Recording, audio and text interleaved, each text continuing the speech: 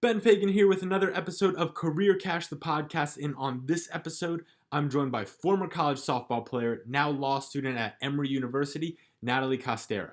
Natalie and I talk about how she ended up in law school, why it's okay to fail, but not okay not to try, and why where you are right now is exactly where you should be. It's an awesome conversation. Let's get to it.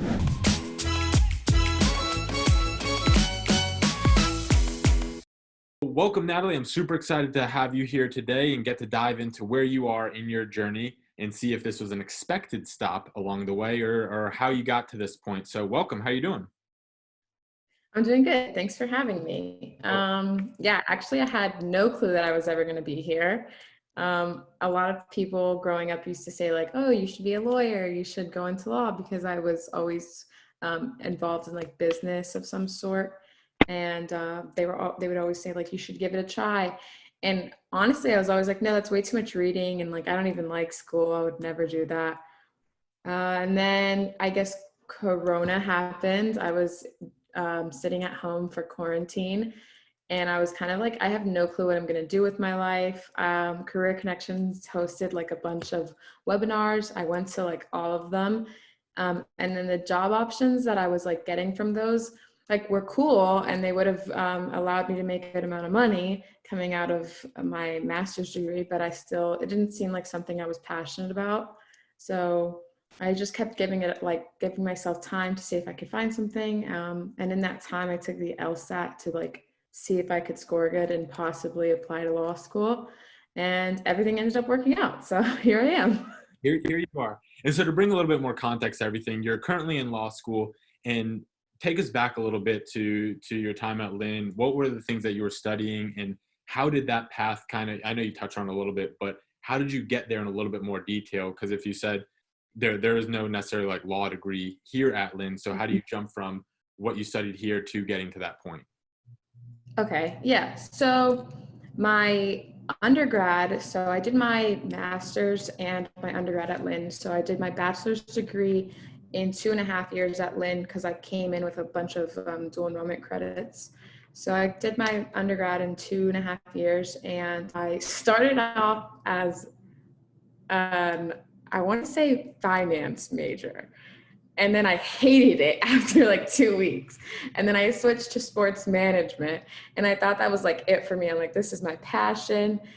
And then I didn't like that either. So then I like would go into Career Connections often. I would also go in to see Ralph Norcia like pretty much every week, trying to figure out what I liked. So semester by semester, I like kept switching it up until I found something I liked. And I ended up really liking marketing at the time. And I got my bachelor's degree in marketing, and I got a couple of cool jobs. Like I was running Instagrams, like while being a student athlete. So like that was like the job that I would make money off of, like running Instagrams and like doing marketing for small businesses. And so And I liked it. was that kind of like a freelance job that you were doing, or was that through like some organization that running It the? was actually through Yeah, it's actually through one of my professors at Lynn. The brothers, there's two brothers, they're like the head of marketing programs, and they got me a reference, and I got this random job that was like small businesses. I would run their Instagrams. And I liked it. I liked it a lot, but I couldn't see myself doing that forever. And then I graduated, and I looked into a bunch of the master's programs, and I decided to go with leadership and management. And that was like the best degree in the world. I was part of like the first class that graduated with the master's with a specialization in leadership at Lynn, which was cool. The program was awesome. And it was like something that I'm actually still really, really passionate about. I love leadership. I love learning like the small details behind it that you don't even realize. And it kind of went hand in hand with what I was doing in my life. At the time, I was a leader on the softball team, and I was learning everything I was doing wrong. So that was cool. Very cool. Yeah. So, well, it feels like you at the time you are the only person that this is happening to.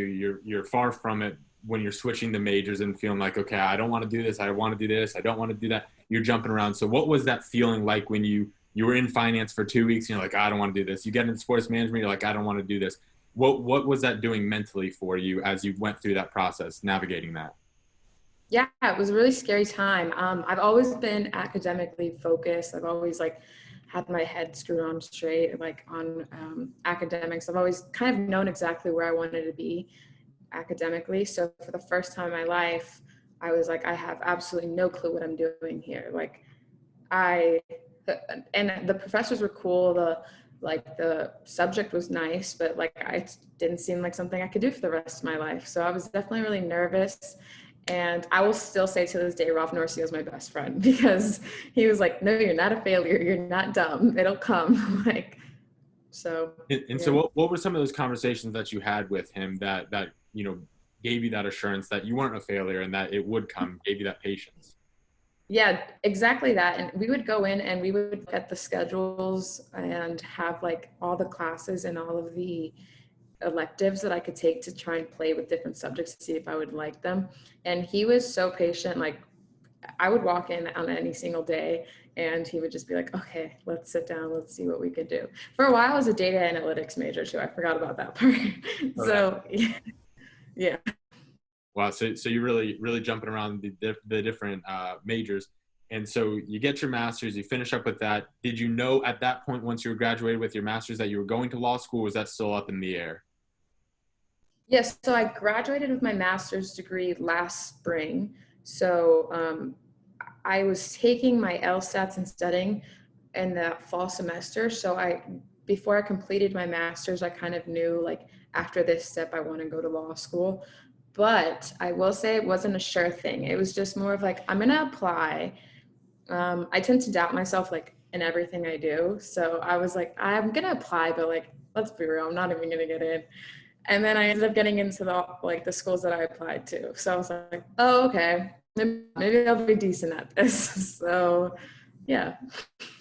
So how have you worked with that relationship of doubting yourself? Because again, that's one of those things where it is existent in so many of us, and the amount it exists in us varies from people to people. We all have that self-doubt. So how have you learned to deal with it better? How have you built a relationship with that self-doubt so you can have it in a healthy way?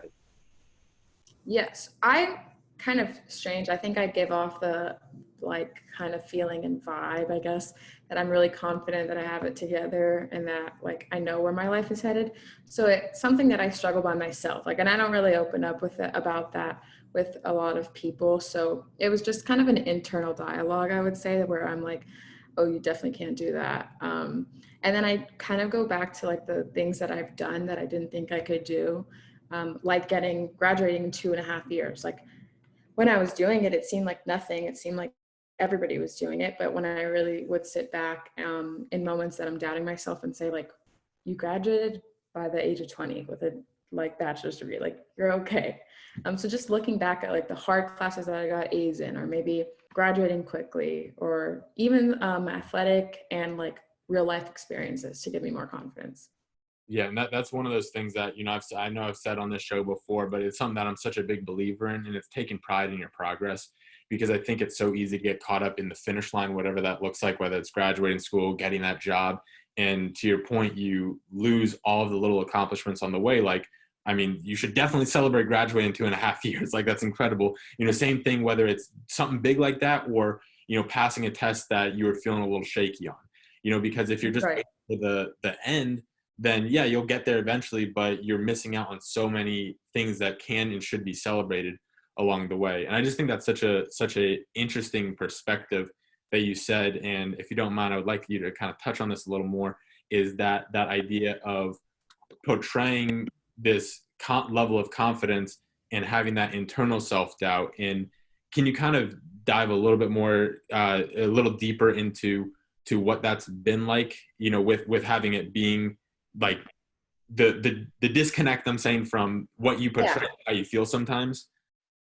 Yeah. So I guess the role that I played on my softball team and in my life, I'm the youngest of three. Both of my sisters are incredibly successful. One of my sisters is currently in med school, and the other one is finishing her doctorate to be a psychologist. So the pressure has always been on. So like as the youngest kid, the youngest of three, I've always had that competition and like that kind of like vibe again, that like my sisters would think like, oh, she's right behind us, like she's got it. But internally, I'm like, I'm never going to reach their potential. Even in high school, I'd have to like make the same grades they made, and the teachers would think like she's going to be smart because she's like her sisters.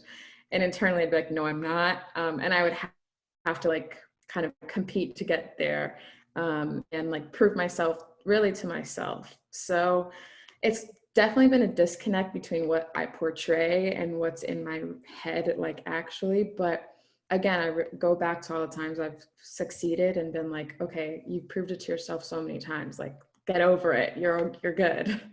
So and I would say just me as a person, and like in being around my friends and stuff, I like to have people believe that I'm confident. I think it makes me more confident. So sometimes I even trick myself to be confident. So And so what is another way outside of going back to the highlight reel, which I think is a great, great technique. What is another way that you kind of trick yourself to be confident, or you can share with somebody who doesn't necessarily have that naturally? yeah, I challenge myself privately. So like I'll do things that challenge myself that nobody knows about, that nobody thinks is a challenge for me, or nobody even knows I'm doing. But I know that I'm doing something that's challenging myself, and maybe that is to cover if I fail. Only I know I fail. And if I succeed, I know I succeeded, and that'll give me more confidence. And it's literally the simplest things. Like I'll take a practice test. I won't tell anybody I'm taking a practice test, but I'll do it. And then I know my results. Nobody else knows my results. So yeah. Would you say that, are you scared of failure? Absolutely. Yeah, 100%.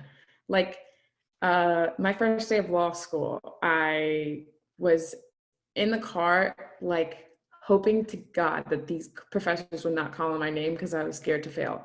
And at Lynn, the maximum classroom size is 30. At Emory, it's 180 in this auditorium of adults, and I'm a 22-year-old. And I'm like, if I get this answer wrong and this guy calls on me, I'd rather pass out. So um, and of course, I was called the first day. So. Right, that's naturally how it happens, of course. And so why do you think that is, and where do you think that comes from, that fear of failure? Would you say, in your perspective? In my perspective, that fear of failure comes from the pressure that I put on myself, and the pressure that social media puts on you. You know, you go on social media and like you see all these people getting new jobs, getting this, like I'm a softball player, so batting 600 at the top level and doing all these things. And you kind of want to be in that. You want to succeed. You want to be in that good limelight, and failure doesn't get you there. So it's something that everybody kind of doesn't want to happen. And if you put a lot of pressure on yourself, like I tend to do, failure is a fear. But Now, this is the beauty that I find in sports, and coming from similar backgrounds in terms of softball right. and baseball. You obviously know there's so much that you can learn from it. And one of the things I think is so unique to baseball and softball is the experience where you can do everything right, and the numbers say you're bad. You know, I You're can terrible. I can have 4 at bats in a game, go over 4, and I smoke the ball, but the books say I'm not good. Right. And so how has that kind of lesson, and I don't know if it has, but how have you learned those things from softball and taken it and applied it to your own life? And I think with that particular example is eliminating the external factors and expectations that are out of our control and trying to bring things back in our control. So what has there been any big lesson from softball that you've taken into the things that you're doing now? So yeah, I've learned a lot through my athletic experiences at softball. Like you said, like you can smoke the ball to center fielder 4 at bats in a row, and your numbers say you should be benched. And honestly, my freshman year was probably the biggest moment of my life, defining moment, because I failed a million times. Um, I think getting in that in sports, like having to bounce back, you have absolutely no choice but to bounce back. My sophomore year, I was on a team of 14. I was one of 2 middle infielders. So if I failed, there was really nobody else that they could replace us with. Even if we were hurt, like there was no girls. We were short on the roster. So I think sports makes you come back. There's no choice. And that specific year, there was no choice for me. If I failed, you're not moving, so figure it out. So I think that's helped me a lot in the real world. And now I see a lot in like people in the work environment, in school and law school, even when they fail, it's kind of like they give up. Maybe they don't want to raise their hand ever again. And I think that because of my life experiences in softball, that doesn't happen anymore. If I raise my hand and I say something wrong and I might be embarrassed, like I'm going to raise my hand the next day and try and bounce back, where other people might not do that. And I think that's the beauty of our game, like you said. This is something that I just thought about while you're speaking, is because I think that you can be scared to fail, but still go. And it's a tough thing because the thought's not fully formulated in my head. But this concept of being afraid to fail, like you say, you don't want to be wrong when you raise your hand, and that's okay. You don't want to be wrong. You want to be successful. You want to be right in the things that you do. But I think the trick there is not being afraid to raise it again if you do fail. I think that's such an interesting thing, and I think that's what it sounds like where you're coming from there, where it's like, yeah, I want to be successful, and so that's why I'm driven. I don't want to fail because, like you said, I want to do well in the things that I do. But if I do fail, should that happen, I'm not afraid to try again. And is that been your experience? Yeah, absolutely. And I think that exactly what you said, like it's hard to put into words, but the one thing that I'm more scared of as opposed to failure, like I'm scared of failure very much so, but I'm more afraid of not giving myself the chance. Mm-hmm. So like, that's a privilege I've learned through sports, through life, everything. My freshman year, I was scared to fail, but I was even more scared to sit the bench. So if my name was called, yeah, I was scared to go pinch hit in the 7th with 2 outs, but I was more scared to not get the opportunity. So kind of like pushing myself to be like, if you fail, that's okay. But if you don't do it, you should be ashamed of yourself. So, yeah. Yeah, no, that's beautiful stuff right there. So before we get to the end here, you're in law school right now. We'll look a little bit into the future. What's the big goal for you? What are you doing this all for? Have you gotten to that point yet? So I hear that anything you come in with to law school changes, but some people stay true to it. So I'm really hoping that I stay true to it. I want to work in sports. I don't know how, I don't know where. I know that I want to work in sports. I'm a big advocate for student athletes in the NCAA. So my ideal job, my like dream job would be being an agent or like a lawyer for student athletes. If I have to go against the NCAA, so be it. And I guess being a sports agent would be cool too. There's a big sports law program at Emory, which is one of the big reasons I picked it. So something in that field. Well, I could tell you right now, the future of student athletes out there will be in very good hands if that's the route you decide to go down. So it is that time of the show where we are wrapping things up, and we end it with the segment called Cashing Out, where you leave us with your most valuable piece of advice, lesson for the road. So what do you have for us today? My biggest piece of advice would be to slow it down and remind yourself that you're here for a reason. Whatever you're doing, whether you're figuring out a job, whether you're figuring out what school you want to go to, no matter what it is, slow it down and be really thankful that you're in that moment, because there's so many people in so many places that don't get the opportunities that you get. So just be thankful and slow it down and stop putting so much pressure on yourself, because like I said, you're here for a reason. So just never get too high, never get too low. Just stay right in the middle and just appreciate the moment that you're in. I love it. Beautifully said, nice and easy. Thank you so much for coming on. This was an absolute pleasure, and I know you're going to do great things. So thanks so much, Natalie. Yeah, thank you, Ben.